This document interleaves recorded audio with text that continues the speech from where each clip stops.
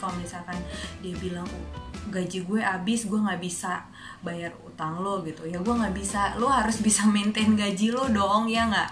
Lah plus 62 kan gitu, yang utang lebih galak.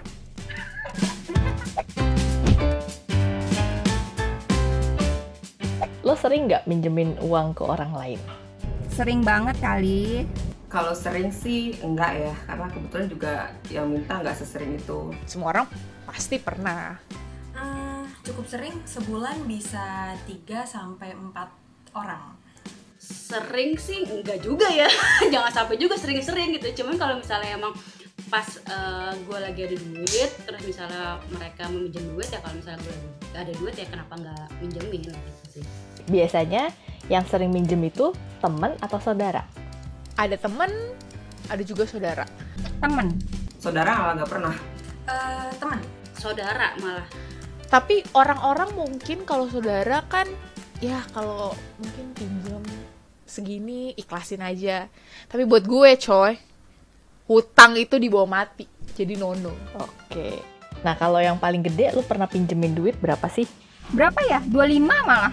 Yang paling gede sekitar 1,5 juta. 3 juta. Bisa pinjemin berjuta-juta sih. Sekitar 4,5. Di bawah 100.000 dianggap lupa. Iya. Oke, nah waktu itu biasanya berapa lama duitnya balik? Ya range-nya biasanya 2 minggu sampai 1 bulan. Kalau berapa lama sebenarnya beda-beda gitu. Ada yang sampai 3 tahun.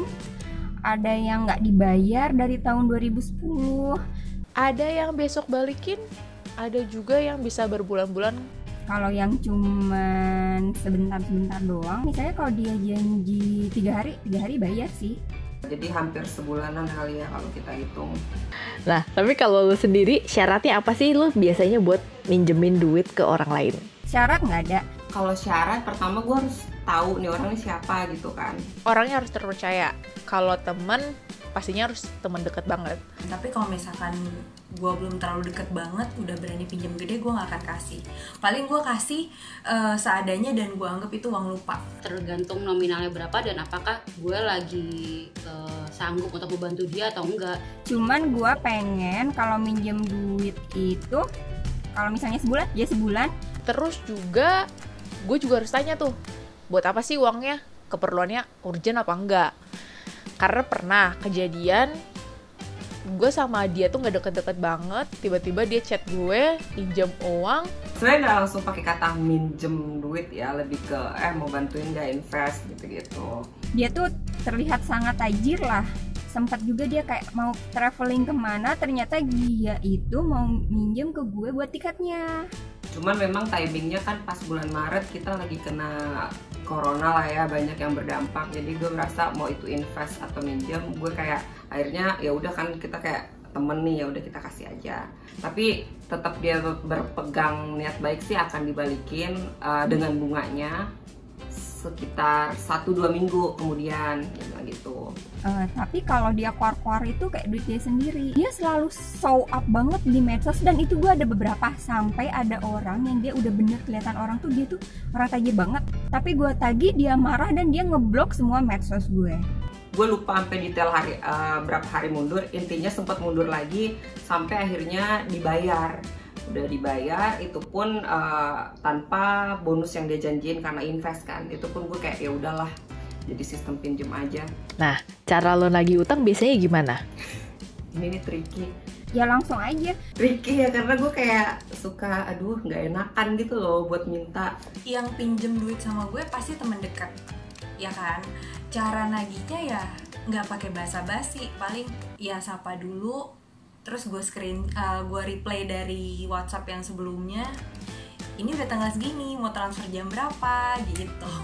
Biasanya kode atau sindiran halus kayak, aduh udah akhir bulan nih, nggak punya uang karena buat makan lah, buat ongkos lah. Sebenarnya ini adalah masalah yang sulit juga ya buat diriku gitu, karena di satu sisi kayak kalau misalnya nominalnya besar mungkin nagihnya akan enak gitu ya, tapi kalau misalnya nominalnya nggak terlalu besar kayaknya buat nagih juga bingung gimana. Kalau pertama sih nagihnya biasa ya. udah bisa transfer. Kalau misalnya dia udah selalu ada excuse, udah selama setahun enggak, nah gue langsung kayak debt collector gitu, dibayar kagak, langsung gue marah-marah, gue telepon. Sempat juga malah gue ngelaporin sama kantornya biar dia potong gaji bayar ke gue. Iya, makanya kalau udah di atas 500 mungkin gue udah kayak kasih kode gitu, halo. Selanjutnya kalau ada yang mau pinjem duit lo lagi, kira-kira lo bakal kasih apa enggak? Mungkin aja gue kasih, tapi harus lihat dulu sih temennya kayak gimana. Misalkan ternyata tiba-tiba kecelakaan, tiba-tiba sakit, Dan jumlahnya juga masih bisa gue tahan gitu ya, semampu gue akan pinjemin sih. Tapi kalau orangnya dia lagi ya udah gue enggak, gue langsung blok aja.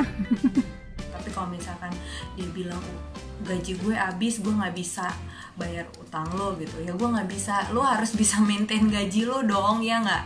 Lah plus 62 kan gitu, yang utang lebih galak. Pokoknya kalau dari gue tuh ininya, garis merahnya, kalau lo ngutang pakai etika itu. Lo bilang bisa bayar, ayo dibayar beneran. Gitu aja. Beretika.